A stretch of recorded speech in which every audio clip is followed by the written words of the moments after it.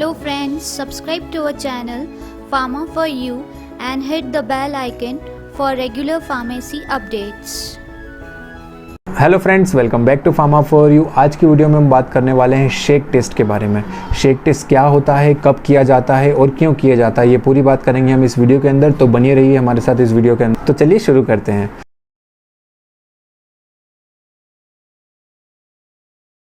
तो देखिए, ये वीडियो में हम बात करने वाले हैं शेक टेस्ट की। शेक टेस्ट अब किन के लिए इम्पोर्टेंट है? देखिए, शेक टेस्ट जो कोल्ड चेन हैंडलर्स होते हैं, कोल्ड चेन हैंडलर्स कौन होते हैं? जो वैक्सीन का रख रखाव करते हैं। गवर्नमेंट संस्थाओं के अंदर जनरली ये चीज़ें होती है। और अब शेक टेस्ट क्या होता है और क्यों किया जाता है?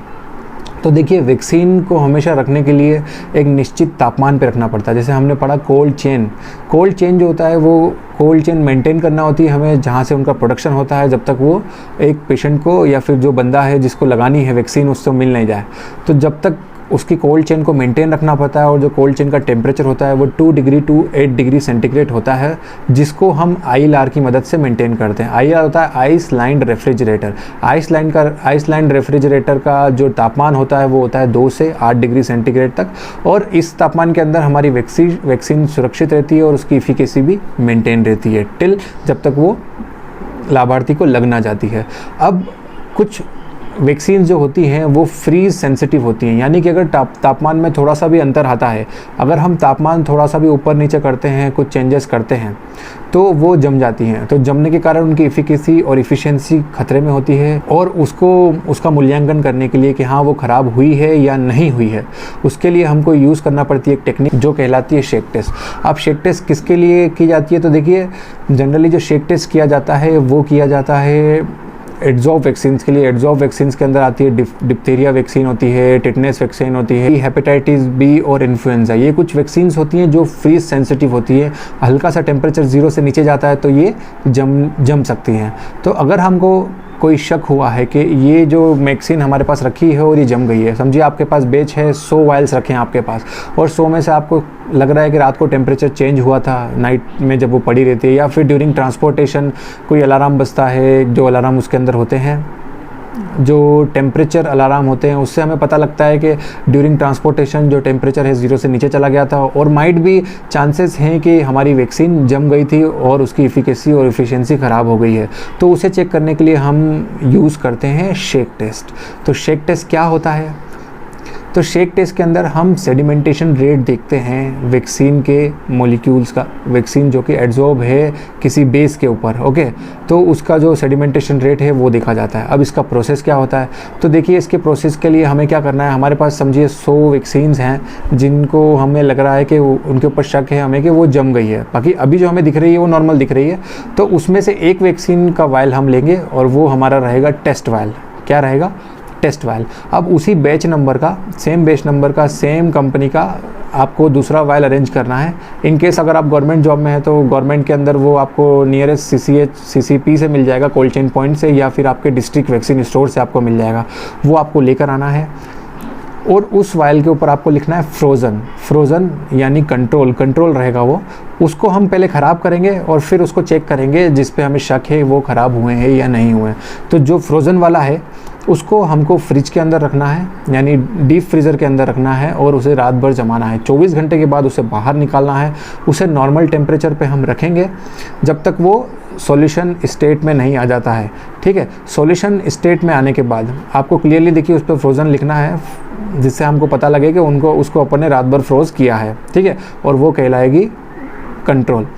अब कंट्रोल का एक वायल और टेस्ट वायल हम लेंगे। देखिए, हम इसके अंदर 3 वायल भी ले सकते हैं, जिससे आपको पता लगेगा कि किस में सेडिमेंटेशन हो रहा है, किस में सेडिमेंटेशन नहीं हो रहा है। ओके, तो जो हमारा कंट्रोल वायल है जिसको हमने रात भर जमाया है और सुबह पिघला दिया है, वो हमको हमारे हाथ में रखना है। और जो हमारे पास हमारा टेस्ट वायल है, दोनों वायल्स को साथ में हाथ के अंदर रखना है और उसे 10 से 15 सेकंड के लिए आपको शेक करना होगा। ठीक है, इसीलिए वो कहलाता है शेक टेस्ट। 10 से 15 सेकंड के लिए आपको उसको शेक करना होगा। शेक करने के बाद आपको उसको ज़मीन पर रखना है, ज़मीन प्लेन सतह पर रखना है।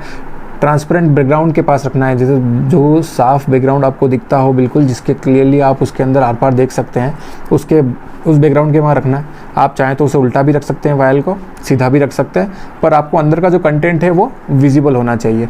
अब आपको देखना है जो हमारा टेस्ट वायल है उसके अंदर हमको देखना है कि उसमें सेडिमेंटेशन रेट कैसा है।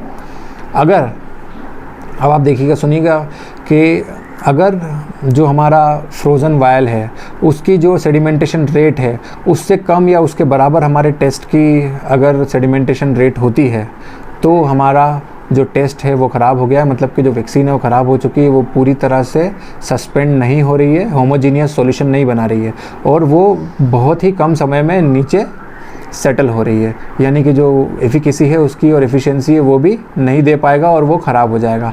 तो हमारा जो वायल जल्दी सस्पेंड, ज़्यादा देर तक सस्पेंड नहीं रहता है और जल्दी से सेटल डाउन हो जाता है सेम टाइम लेते हुए या फिर उससे कम टाइम लेते हुए, जो हमारा टेस्ट वायल है, तो हम उसको फेल कर देंगे। वो वायल ख़राब है आपका, उसको हम यूज़ नहीं करेंगे और उसे बायो मेडिकल वेस्ट के थ्रू डिस्पोज करा देंगे।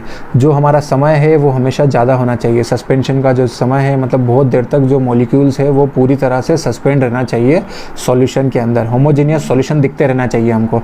अगर वो हेट्रोजीनियस हो रहा है, यानी दो चीज़ें अलग अलग हो रही है, सस्पेंड हो रहा है नीचे और कम समय में हो रहा है, किससे?